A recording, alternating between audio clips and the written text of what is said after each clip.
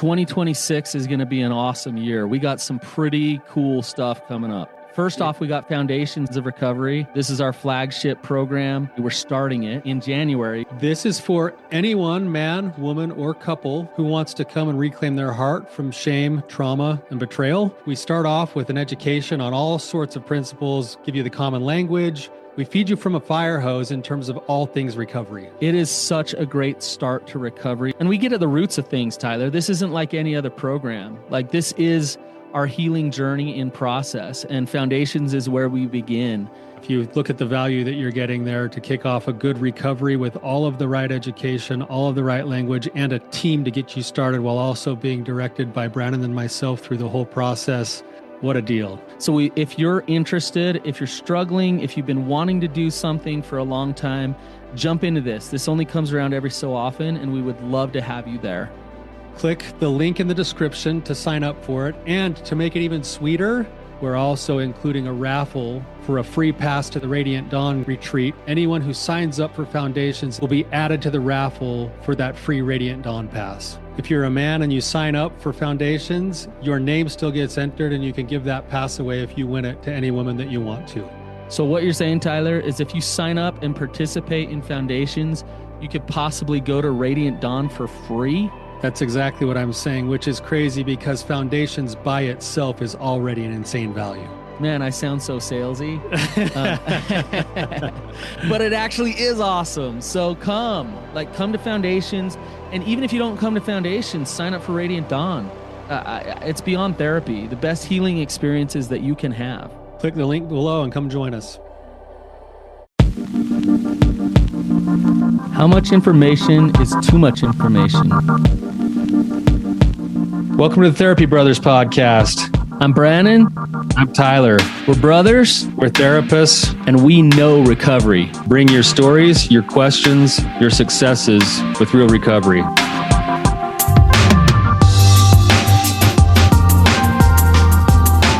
Hey, Tyler, you ready to have some hard conversations? Let's do it. Let the Therapy Brothers podcast begin. Brannon, you're looking good today, man. Hey, thank you. You were just, anyone on YouTube, you guys should see Brannon's flowing locks today, dude. They're just man. like, Yeah. they're beautiful. I can't get control of it. It's just like, I go back and forth. You know how I grew my hair way out? Yeah. I don't want to do that again because it's so uncomfortable. That was more of like a statement you were making, I think. I like the hippie look, you know. Just why not? I got the hair. It fits your aura now. Yeah, it's my aura. I like that, my aura.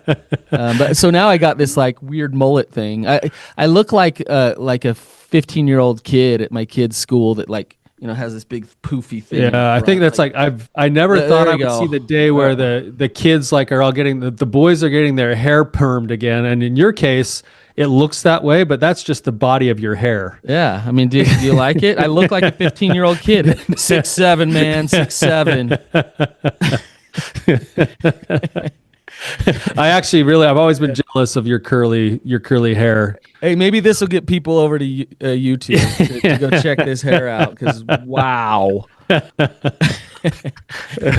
Maybe. Maybe. Anyway, 6'7" is overdone. I still don't understand that. I'm an old geezer, I guess. That's the point. Us guys don't, and then they laugh at us, even though it does make no sense. It's a form of gaslighting, probably. Yeah, they're just gaslighting our generation. Anyways, let's dive in. We got us a caller today, I think with some good questions. So, Kevin, welcome to the show. Thanks for having me. Yeah. If you could just give us a little bit of what's going on with you, a little bit of background, and we'll go from there. Yeah.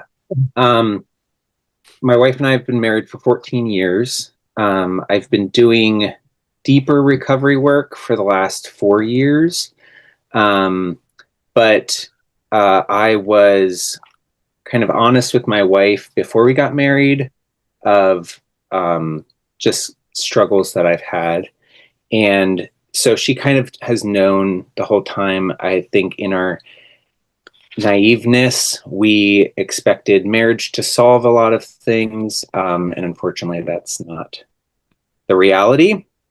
And I tried to do different work here and there and just kind of piecemeal, kind of fighting the addiction, but nothing ever really stuck. So the last 4 years have been more intense. And that really stemmed from my wife doing deeper therapy work and realizing like the betrayal trauma that she's experienced, and just how that's affecting her, and realizing that she can't really heal without me healing. So that really was the impetus behind me going to more intense therapy and doing more work. This past year has been really difficult. And after just, constant relapse, it feels like there was kind of ultimatums given. And so I ended up going to a 2-week intensive in May. And that was very healing and very good.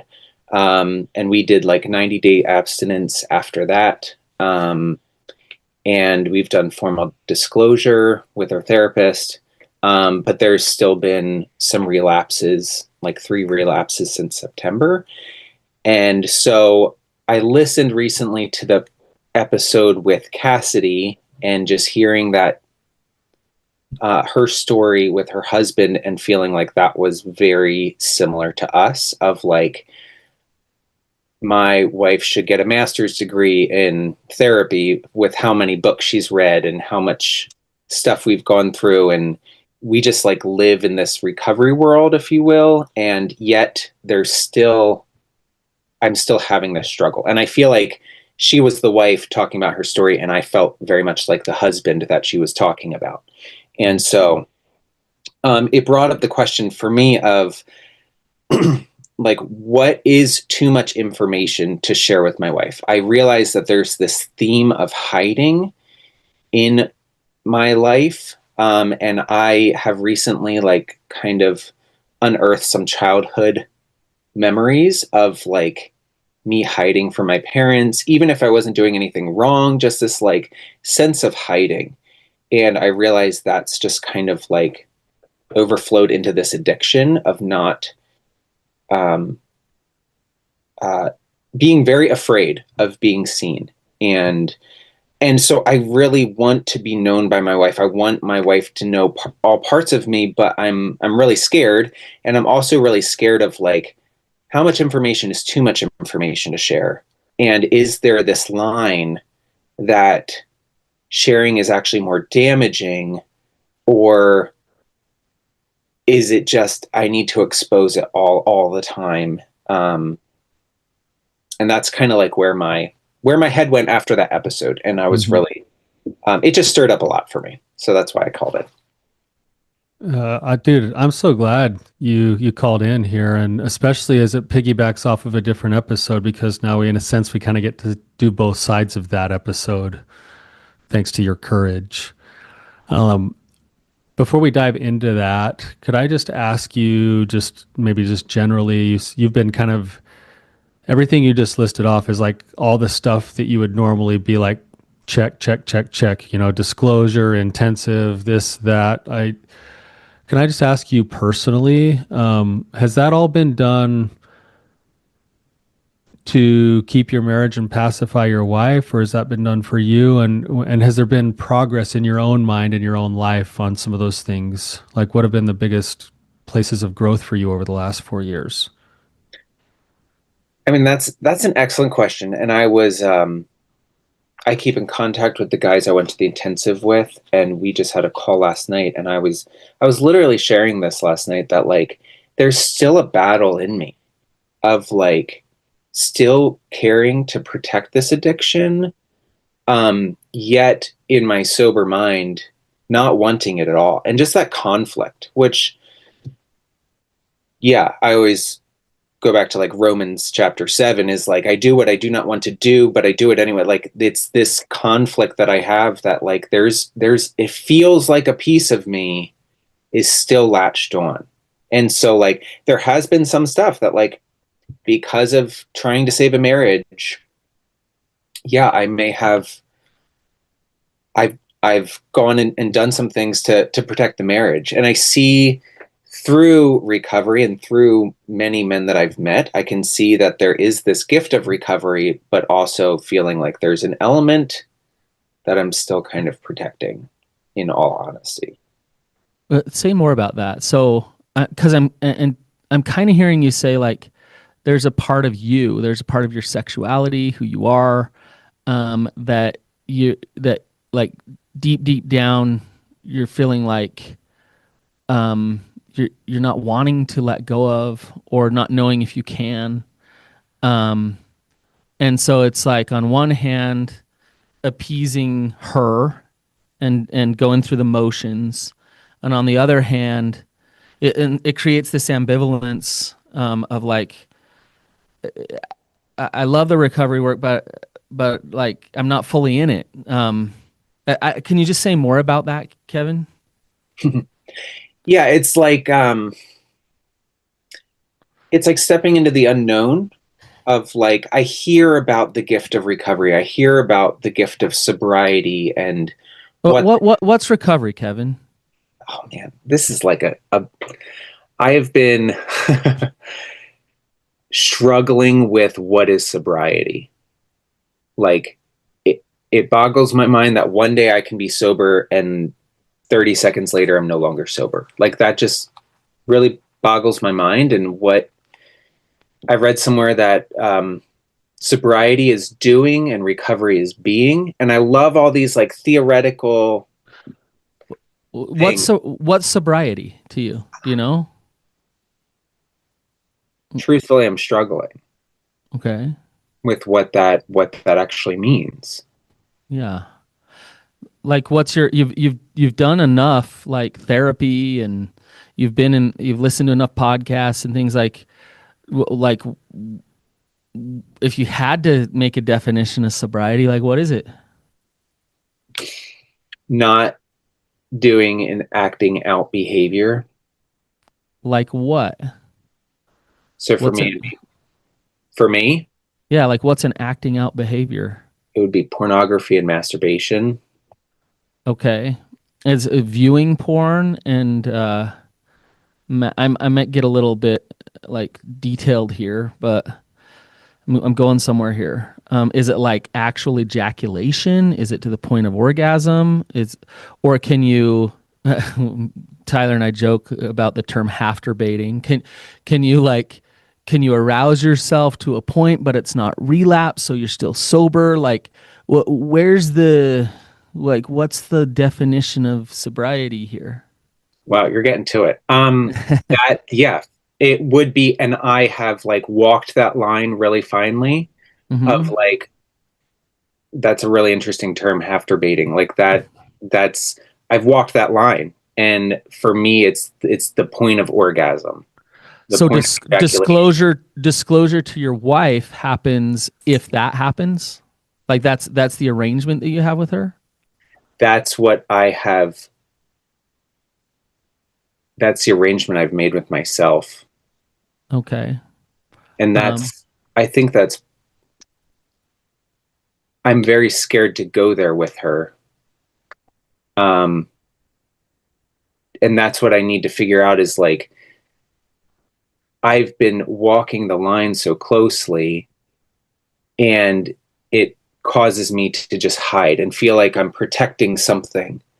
And it was kind of that line that you said, Tyler, at the end of the episode with Cassidy was it's these patterns and these character flaws that have protected the relapsing.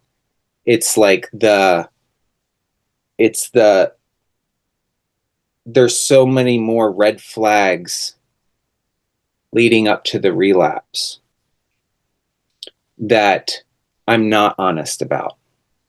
mhm. And I really feel in my heart of hearts that I have to be honest about those things. And I'm just really scared, I guess. I can hear it in your voice. Man, It's pretty raw and real for you to just speak all this out loud, because I know there's literally hundreds of people going like, oh, he's speaking what I'm feeling right now. So I just want I've been terrified to say this, and now I'm saying it on a public platform. I know it's actually really powerful. I think if people You're not alone, Kevin. if people are really listening here, and I think where we're going to go today a little bit might be slightly different, and we'll get back around to your question in a second, but I think you're getting somewhere even just by saying this. So what I'm hearing you say is there's a part of me that I'm clinging to for some reason, even though I want to give up the acting out part of it. There's that part of me is being protected by other things that I do to protect that part of me, even though vocally I'm saying I want to get rid of it. And all of those behaviors that are protecting whatever you would call the acting out are firing off red flags in my life, feeding me more shame, more doubt, more conflict, but they're also firing that off to my wife, and that's causing disconnection. And I haven't really gotten honest yet. And here's where I think I'm hearing in your voice is, even before you get honest with your wife, I haven't really been fully honest with me about that part and about these other protective character flaws or behaviors that I'm using. So that's where I'm hearing. Brannon, go ahead and finish your thought with where you were going. No, I was just with what you're saying, Tyler. And I'm hearing maybe something a little different than you, Tyler. I don't know if it's about Kevin being fully honest with himself. What I'm hearing is, Kevin, that you don't know yourself. And so it's hard to be honest with yourself because you don't really know, like, what is okay? What is your integrity? Where do you have both acceptance for your sexuality and your arousal template and still maintain integrity? And at what point with that, like at what point do you break that integrity and feel like, in order to stay in my integrity with my marriage, this warrants disclosure, versus like trying to be honest but not even knowing what that means, right? Like, at what point, and this whole talk about sobriety and recovery, it's why recovery is so important, because when we try to use sobriety to answer these questions, you just get in a like tornado of shame. It's like, well, did I break this? Did I not? Should I disclose? Should I not? Am I sober? Should I, to my group, do I? And you're just like swirling in it. But when you do that recovery work, you're actually recovering a sense of who you are and a trust in yourself, and you understand what your integrity is, and you accept all of you, including your sexuality, and you can show up as a transparent, open, honest human being that loves both your shadow and your light. And that's recovery. So then it's easy to navigate relationships because you're already in that place. Do you see the difference when we go through the front door with sobriety, and then throw the complexities of a relationship of like, well, she's defining what sobriety is this way, and you're defining it that way, and what does your sobriety have to do with her? Like, in terms of your definition of sobriety. Well, I feel like it needs to be agreed upon. So what sobriety is needs to be agreed upon between you and her? I would think so. Okay. I would suggest something different. Okay. I actually think that you guys having an arrangement is important. So her coming to the table and saying, this is where I feel safe, where I don't, and what I need. That's important. But for Kevin to do the work, to trust Kevin and say, this is where, as a man, I regulate myself and my recovery is mine. And so therefore my sobriety is here, and I'm going to be honest about that, and I'm going to choose that, and I'm going to let you know that this is where I'm at with it. Unto yourself first, like that happens first. Do you see what I'm saying?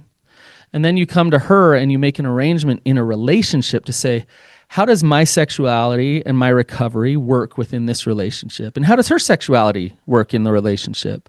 And what agreements do we have together on that? That has nothing to do with sobriety.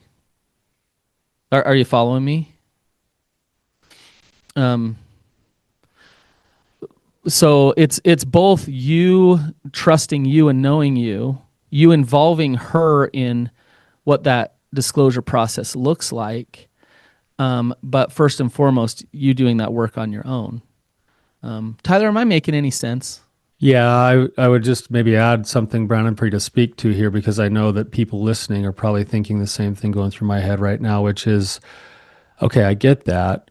Nevertheless, I'm the kind of, and I'm going to put words in your mouth, Kevin, so tell me if I'm wrong, but I'm also in a relationship with somebody I love, and I want to know their opinions and their thoughts and their feelings about what my behaviors do to them, because that'll inform where I personally draw the line a little bit in terms of what I choose to do, the decisions I decide to make, what I would consider sobriety or bottom lines or whatever else.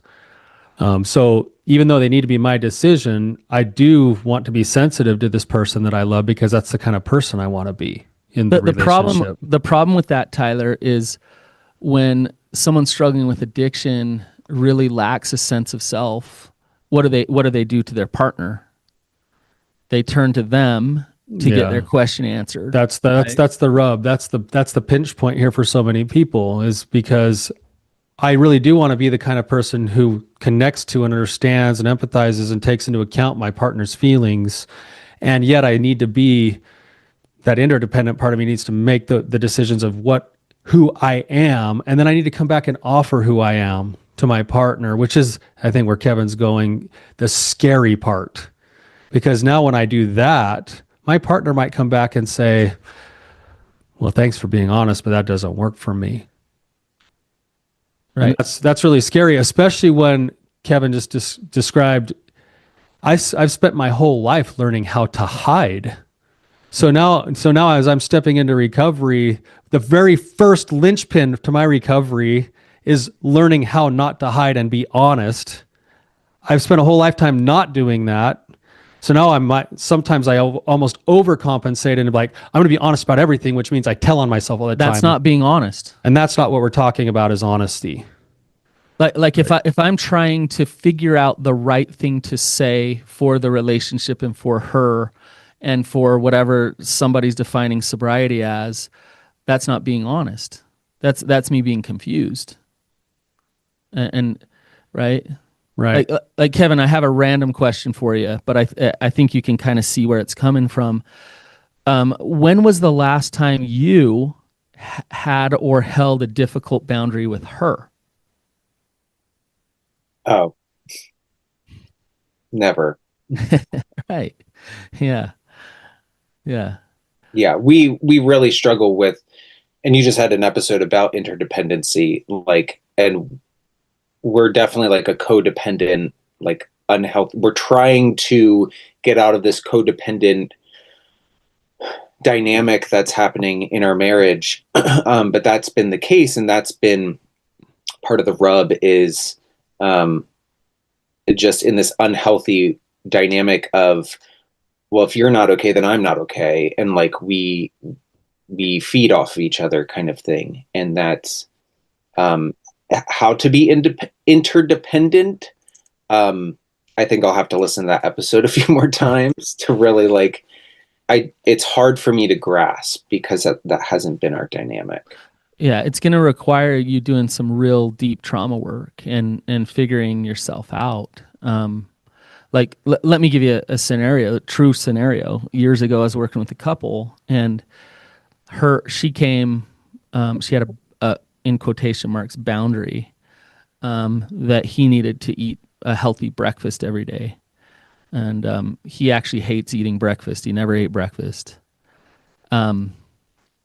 So he wanted to rebuild trust.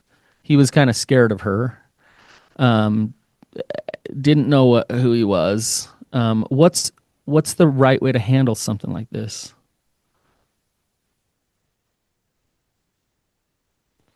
eat the breakfast. Ugh. Ah. Then it builds resentments, right? And that's an area that I'm struggling with in my marriage, is building resentments, because Right. So let me ask you again. That might be what you would do. What's the right way to handle it? make a decision for yourself of what you want to do. Yeah, like his body, he doesn't like breakfast. He likes to eat like at 11 or 12. And so, but she's going to be upset because she knows in recovery, a healthy man eats breakfast and like that's what he should do. And I'm going to be triggered and I'm going to be mad if you don't. And I'm going to have a boundary and I'm going to like make you sleep in the basement for a week. So what should he do? It's a combination of two things. Stay true to himself and be empathetic and connected to why that's important to her. That's what interdependence is. Right? That's what recovery looks like. It's not. It says no. It's not hurry and eat the breakfast and placate her. That's codependence. It's not F you. I do what I want. Take it or leave it. That's like ultimate independence. The middle ground is I want to understand you. I want to understand what's underneath this idea for breakfast, and I'm not sure I'm going to eat breakfast every day, but let's at least talk about the other principles that you're worried about. Right? Because Eating that breakfast is lying to her and lying to himself and showing up weak and thinking that that's going to build trust. Which is why resentment comes in, like you said. Never going to build trust that way. Right? So, Kevin, the cave you fear to enter holds the treasure that you seek. If you really want connection and trust with her, then you need to step into your power and trust yourself.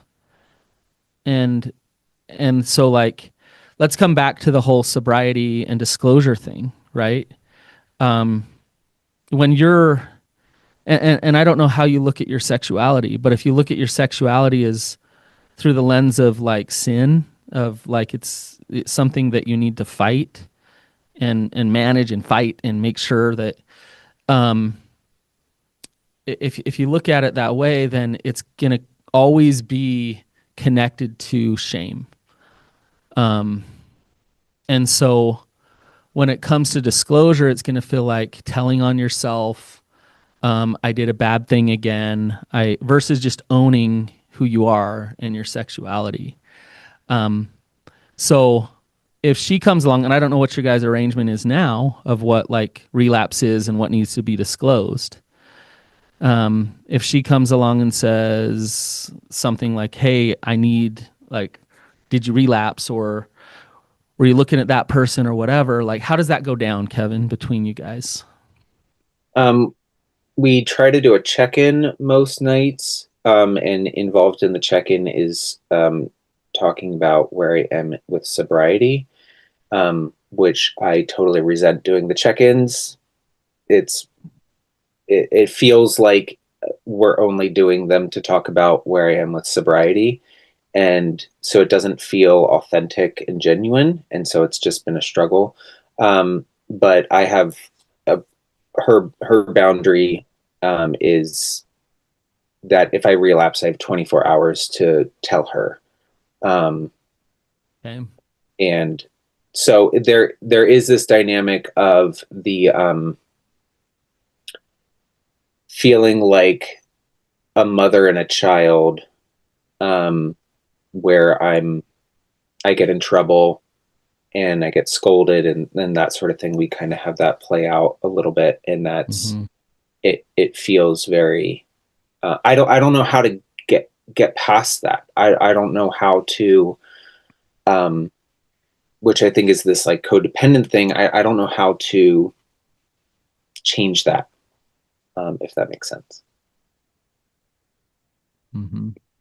Yeah, it makes a ton of sense. You guys are putting, again, you can hear what you just described as some of the codependent stuff going on, and you're putting things in the wrong order a little bit. First and foremost, what are your targets for your recovery? Not just sobriety, but recovery. What do you mean targets? Well, what are the things, take those character flaws that protect the acting out. You mentioned this before, I think. You said I'm hearing in what you said is I've had a history of learning to hide. And part of the life that I want to step into is not hiding. Mm-hmm. Right. So what if that was the driving force on your personal boundaries or actions rather than waiting for your wife to dictate, hey, you have 24 hours or what? Because the boundary isn't you have 24 hours. The boundary is I need to know in a timely manner if there's been a mistake so that I can do some things to take care of myself. And if you don't do that, then I'm going to need to do other things which you probably won't like for myself. That's her boundary is about her. It's not about you. Right. But what if Kevin was the one who got there and said, you know what? I'm realizing now that I want to be an honest man and an open book with the way that I live my life. And I know that the longer I wait after a mistake, the less likely I am to bring it to the surface. So I'm going to be the one to make sure I bring it up within 24 hours. And then she can have as much or as little disclosure as she thinks is going to be healthy, but I'm going to check that with her too. So I'm not just compulsively going and telling on myself for the sake of being a good boy. I'm reinforcing that I'm not hiding anymore and I'm willing to share, but I'm also able to temper things if that's not going to be helpful for her. Right? I can do both. I'm going to practice stepping into that space rather than, oh, I've been a bad boy. I got 24 hours to get, I've been a bad boy. I've got 24 hours to be the dog that has to come in and then get kicked for being a bad dog. Mm-hmm. Mm-hmm. Ooh, nobody wants to live that way. No. I want to reach through the screen and like grab you, Kevin, and just kind of shake you a little bit and then pull you like straight to rising sun. And like, and because here's the deal, like there's so much more out there when it comes to recovery. I think you need to blow up all of it. Like, I think your systems are not working. Mm-hmm. And the systems that you have in place feed fear on her part, feed shame on your part. Mm-hmm. And they keep perpetuating it over and over again. And eventually both of you are going to wear out. Just be done with it. Oh, we're so bored out. I'm sure you are. And I think you genuinely are trying to figure out how to do the right things. That's why it's so frustrating. Yeah. Like everything Tyler just said, like, you resent that you have to do these check-ins. So let's talk about that resentment for a minute. That resentment are emotions that are coming into you, and they're communicating something to you, about who Kevin is. What are they saying? What are the resentments saying? Yeah, what's it saying to you about these check-ins?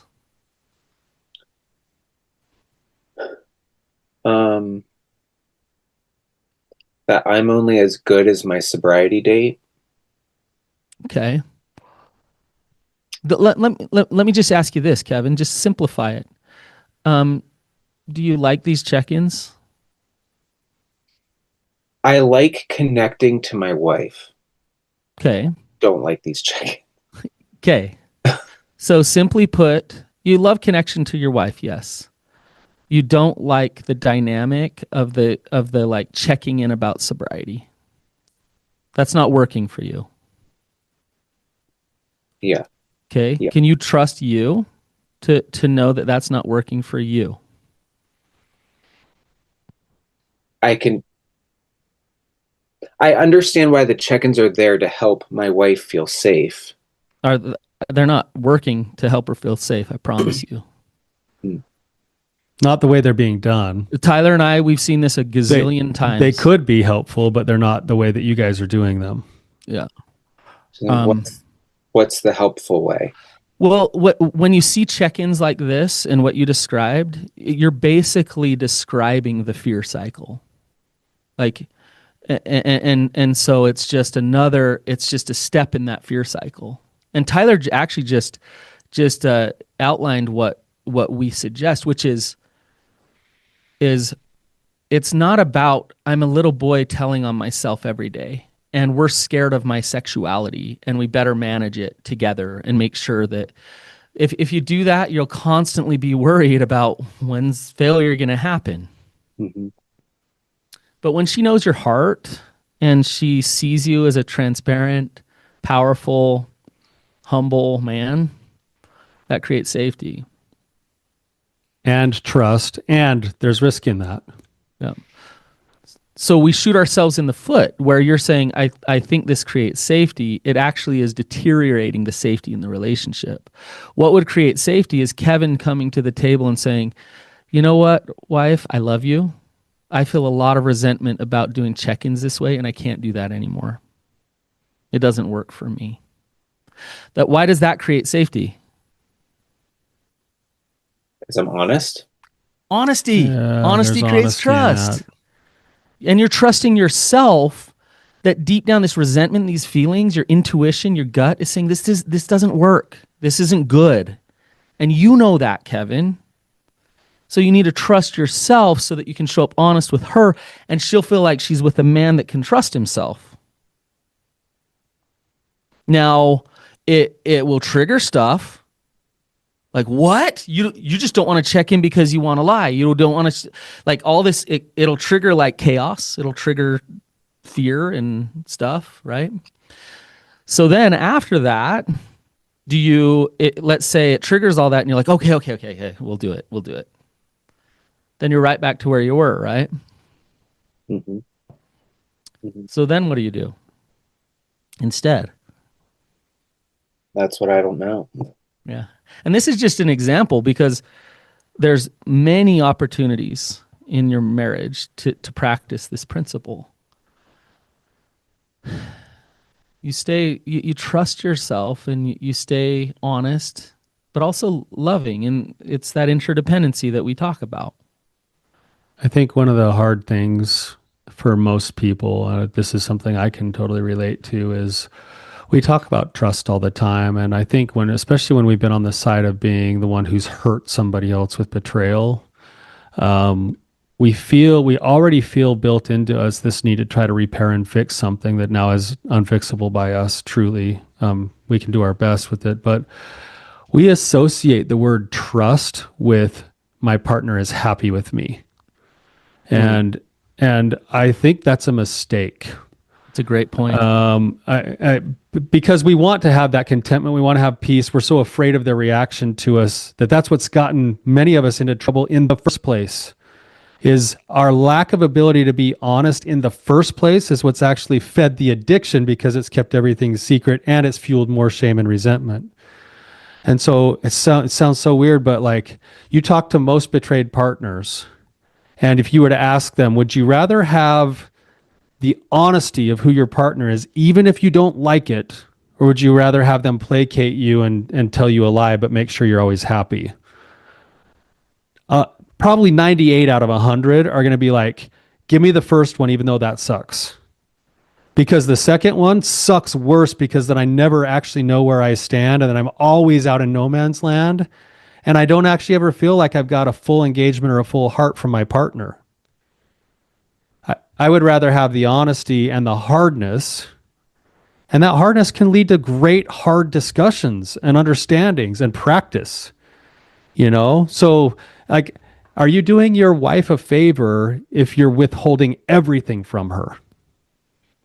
No. Are you doing her a favor if you hurry and run home and be like, okay, so today I saw 3 women in Walmart, and then there was one lady in the car, and then I had my thoughts go here today, but then I kind of pulled them back, but then I kind of had a trigger here, but then I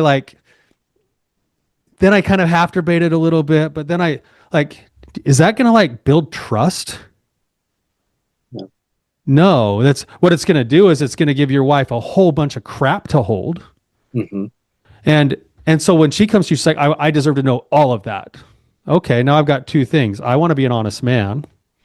So I'm approaching my relationship from this place of, I am willing to be an honest man. I'm also trying to be sensitive to what's going to feed the fear cycle versus interdependence.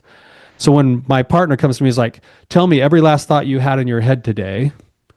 What if you paused for a minute and said, before we go there, help me understand how that's going to be helpful to you. And here's actually what I'm really working on.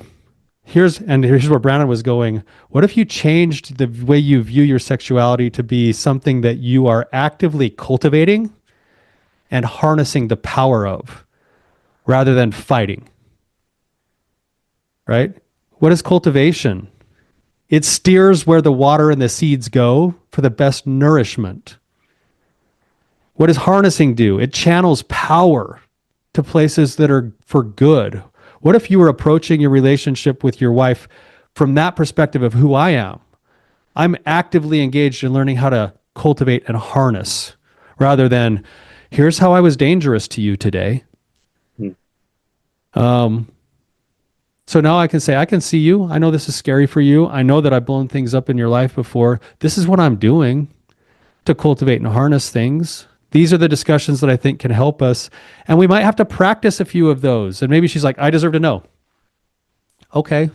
I'm not sure this is going to be helpful. I'm afraid it's going to feed the fear cycle more. But for the sake of practice, I'll tell you because I'm an honest man. Or I might be honest and say, in being honest, that I don't see how that helps us. So we're going to have a different discussion. Right? But that's the starting point is, this is me. Kevin, do you have any kids? Yeah, I do. How many? I have 4. Oh, wow. Okay. This example should hit home then. And I imagine they're pretty young. You don't need to give the ages, but I imagine they're pretty young. When you look at them, do you think, well, they need to like do A, B, and C in order for me to actually accept them and love them? Like, I'm sure they're annoying. They're kids, right? I have 4 kids. Like, Yeah. they're annoying. They mess up. They make mistakes. But through those mistakes, like, that's learning, right? That's growing up. And as their dad, just think how much you love them. I can't think of a love that's greater than how I feel toward my children. Just think how much you love them. And so it sounds like you're a Christian man and you believe in God. Why is it that for you, like, you don't view God's love the same way as you love your own children? Totally. Right. You might know it. You might know it up here, right? But like, there's something broken that is like, no, I got to prove myself. I got to be okay. I got to get my wife to like me in order to be okay. You are perfect right now, Kevin, with your sexuality, the way it is, whatever it is, whatever you're acting out is, behavior, whatever. You are accepted. You are loved. The grace of Christ is there, available right now, right now. And it just feels like there's always like, yeah, but I gotta like be good. I gotta like work the atonement for myself in order to be loved by my wife or other people. And that but will keep you constantly trying to get there. And you need to fall in the arms of a God that loves you and be held and know what that feeling feels like, so that in that moment with your wife, when you're like, oh, I'm scared to death, be honest, you can be honest and you can stay steady and you can stay strong because you know already that you're loved. Do you understand what I'm saying? Mm-hmm. Mm-hmm. And this is the trauma work that needs to be done. There's trauma that's gone on, and I don't know what it is, that tells you that you're not okay. And then you're showing up that way in your life. You're living in these faulty core beliefs, and you're trying to get love in these ways. And it's actually creating the opposite. Right. I have a lot of trauma with rejection is a big theme in my life. Specifically, rejection from men. Men in my family and peers that rejected me, and that's a big theme in my life. Yeah, that doesn't surprise me. those are the roots. Those are the roots of the issues that you're dealing with in your marriage today. Right.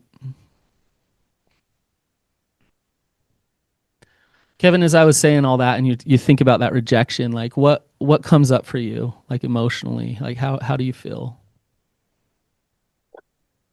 Um, I'm really sad. Mm-hmm. I'm sad for my young self. I'm sad for my wife that Mm-hmm. I feel very weak most of the time. Um, I don't feel like I'm the man that she thought she was marrying. Um, so it's yeah, I want I want this. Um, but it does feel like a battle is like raging in me. Um, Mm-hmm. and so when I'm clear-minded and can focus, um, I know where I want to go and who I want to be, but I don't always feel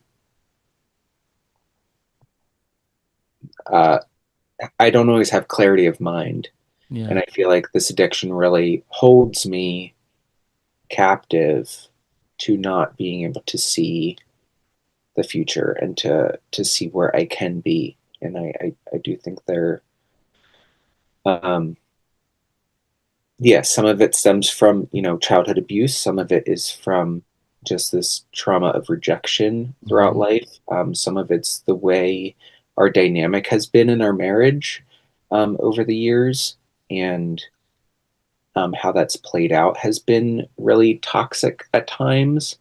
Um, and so it just kind of puts me into hiding, um, out of self protection. And yeah, I see myself as a little boy curled up in a corner, like holding like fetal Mm-hmm. position kind of thing. That's how I feel on the inside at times, um, just out of like a self protection. And I want to live in the freedom of feeling open, honest, allow my wife to have safety and trust, and I want to be able to trust myself. I want to be able to trust myself. I don't feel like I can trust myself most of the time.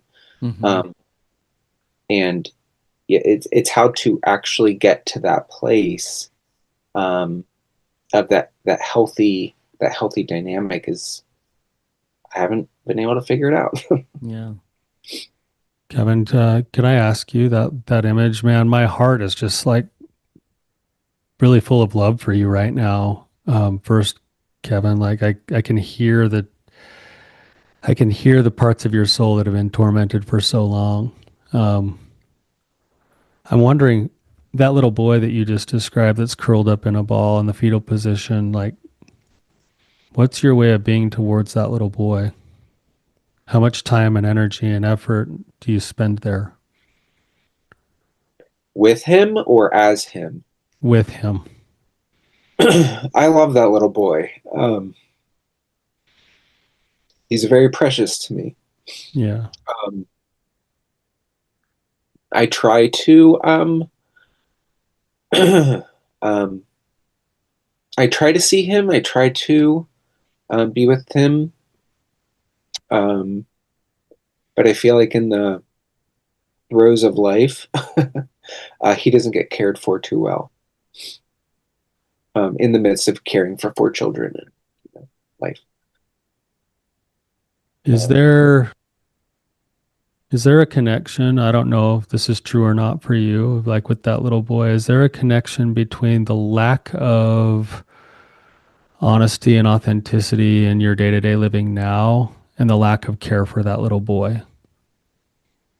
Is the lack of honesty actually a form of curling up in the fetal position instead of creating the space for that little boy to be seen and loved? can you say that again?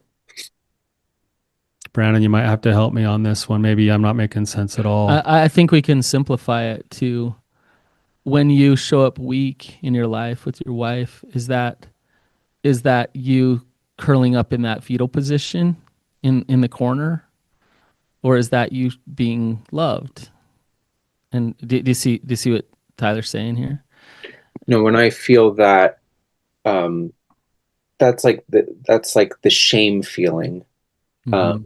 is like the fetal position, Yep. is being in that, and it's really hard to come out of that. Of Uh, course, with all the experiences of rejection, Kevin, of course you're going to that corner. Like, of course. And and I think all three of us know that you are a powerful, lovable human who is not just going to get rejected. You know that in your head, but your heart and your soul is like, I gotta go. And so the only way to not live there. Do you know what the only way to not live there is, Kevin? come out of it. I don't know. You have to turn and face the beast, day in and day out, one step at a time, and start to realize. So the pathway out of this shame is through courage. It's through vulnerability. And you're so comfortable cowering in the corner, it's really scary. And all these little examples that we gave about having boundaries with your wife and showing up honest and open, those are the opportunities. Those are the most therapeutic things that you can do. The other thing that I would suggest is what Tyler was really getting at with you here is having like going back and having compassion and feeling that little boy full of the love. And that's where the trauma work comes in, the experiential trauma work. So those two things combined, where like that compassion, that love is given to you, and that new perspective is given to you, that you aren't those experiences, combined with the here and now opportunities to step into opposite action to that shame, the courage. And you do that consistently, and you'll look back and be like, oh, what do you know? I'm not the weakling. I'm not the guy that's just going to get rejected. Like, because I've experienced something new now, but the only way that I've experienced it is to stop protecting against it. Do you see? And this is why the cave you fear to enter holds the treasure you seek, because it's that you have to step into that, and you'll experience some rejection again. That'll happen. It's part of it.